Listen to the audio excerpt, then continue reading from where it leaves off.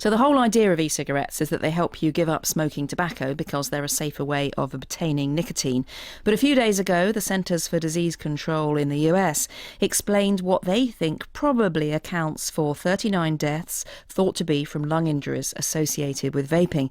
I asked John Britton, who's Professor of Epidemiology at Nottingham University in the UK, whether this could be defined as an epidemic. Well, it is indeed an epidemic, and it's big. They have around 2,000 reported cases when I last checked, and I think 39 deaths. But it has been isolated to North America. It hasn't been happening in Western Europe or anywhere else in the world.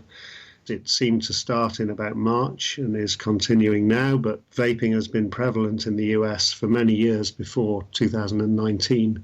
And it's also linked to individual people, and it seems to be linked to the vaping of cannabis extract, tetrahydrocannabinol, and possibly, according to the CDC last week, the Centers for Disease Control, to the inclusion of vitamin E acetate in those solutions. What's the nature of the lung injury that's been seen in the people in the States? What happens to the lungs? It's a mixture of problems. In the early stages, it looked as if it was a lipoid pneumonia, which is a lung inflammation provoked by inhaling oil, and vitamin E acetate would be the obvious candidate for that. But then it became clear that there was a mixture of different forms of lung damage, all of them consistent with inhaling something that was irritant and directly damaging to the lungs.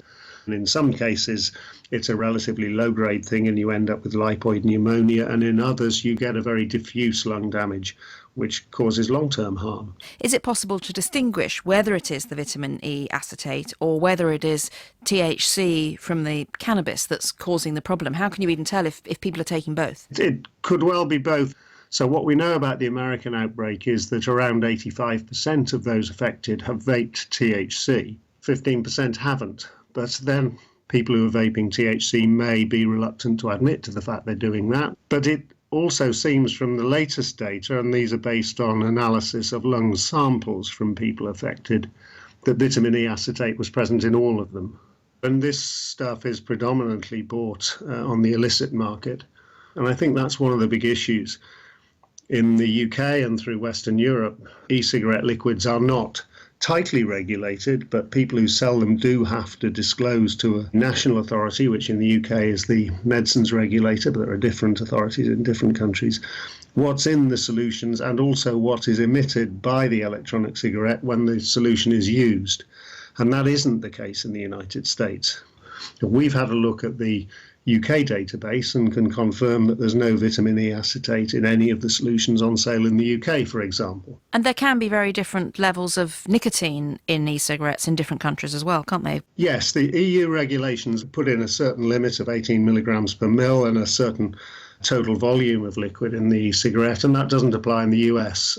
And one of the reasons for the success of Juul, which is a fairly novel e-cigarette device in the United States, may well be because it contains nicotines of very high concentration.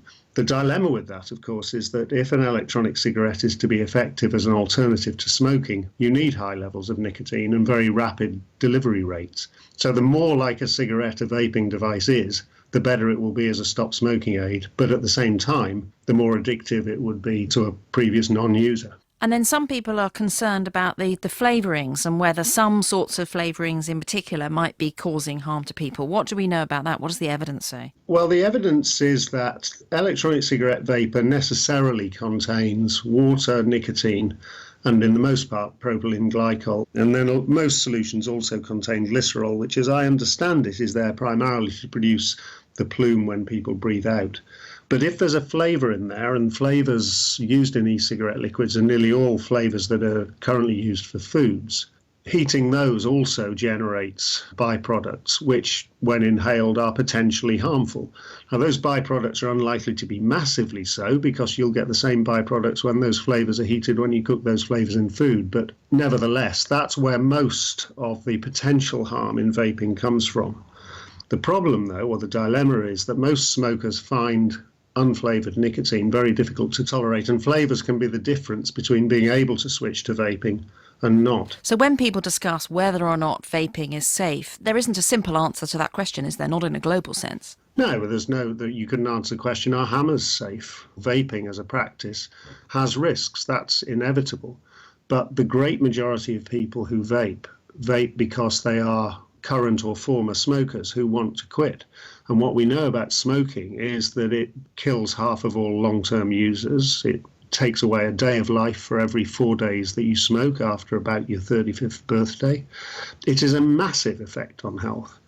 And so although we don't know how harmful it will prove to be in the long term, it's inconceivable that it's as damaging as what for most people is the real alternative, which is to smoke tobacco.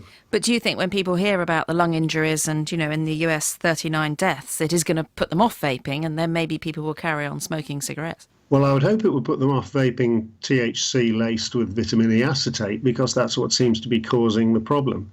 It would be a tragedy if it put them off vaping as an alternative to smoking. If we look at the figures for the UK, where we haven't had this epidemic, there have been 3 cases of serious lung disease reported since 2011. There may be another 2 or 3 cases that have not been reported. Let's suppose there are 6 cases, and let's suppose that's actually only half of the true number. You're looking at maybe double figures of serious illness and 1 death in the UK in 9 years, in a period in which over 750,000 people have been killed by smoking. John Britton. Graham, that's quite a striking figure there, but some of these problems are immediate things, aren't they? And the difficulty is, isn't it, that we don't know what the long-term effects are. I think that's the issue. And Professor Britton was saying there that, we imagine that the long-term effects are very unlikely to be anything like the risk of smoking tobacco, but we still haven't done those studies yet. And I wanted to ask you about a case in the UK that's in all the papers today about a young man who ended up in hospital seriously ill after having what seems like an allergic reaction to an e-cigarette. What do we know about this? Yeah, this was an alarming story. It relates back to something that happened in 2017, but it's about a teenage boy who nearly died in Nottingham in England when vaping seems to have caused this catastrophic reaction in his lungs, according to his doctors, and he needed artificial, life support and so on. He started vaping when he was about 16 because he wanted to quit smoking, but he found it harder and harder to breathe. He was coughing and choking in his sleep the night before some big school exams. His parents took him to the emergency department, but his lungs were failing. He was put on life support. Now, happily, he's better now. He's nearly 19. It's been a long recovery, but they think it was something called hypersensitivity pneumonitis, which essentially is an exaggerated immune response. So in this particular individual, the liquids that he was vaping caused this exaggerated immune response. They tested the liquid to find out, and it seems to be that's caused it. But thankfully, it is very rare. It seems to be an individual thing that relates to him and not something that relates to everybody because they're toxins. And that's very different from what's happened to the people with lung problems in the US, isn't it? Yes, that is why, reflecting what Professor Britton was saying, that in the UK, for example, where UK regulated e-cigarettes and similar to the EU, vaping is confidently described as 95% safer than smoking. And so it's promoted as a way to stop smoking. Thanks, Graham, and do stay with us.